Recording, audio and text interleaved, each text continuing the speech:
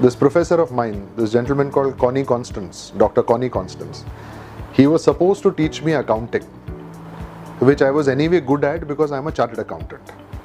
So he realized that the time he has with me is wasted teaching me accounting.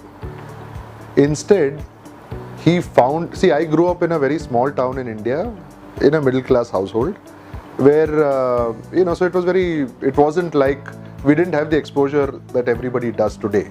There was no internet, there were no English films, at least very rare English films where I came from.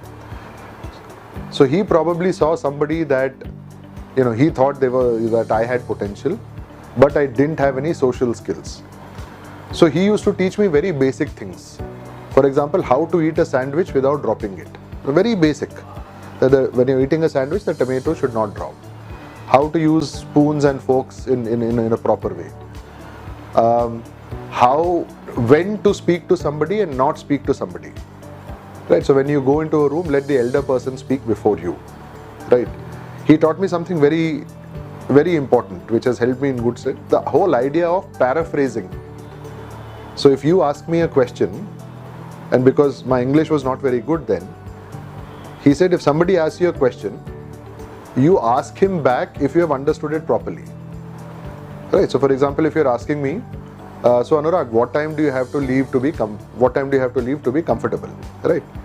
So I ask you, so did you mean what time should I leave or what time should you leave? Right? So these were very basic things, It's funny that I'm telling you that he taught me how to eat a sandwich. But in a professional scenario, that stuff matters. Correct. Right?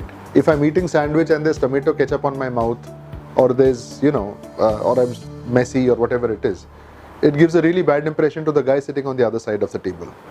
The point I'm making is, from Connie Constance, who taught me basic things, right? How to crease your pants, be decent, shave properly, eat a sandwich properly, wait to speak, till people who give me professional advice.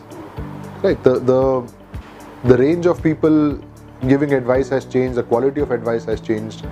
But it is important to have those people because no books will teach you that. And there's no way that you yourself will know what you're lacking in.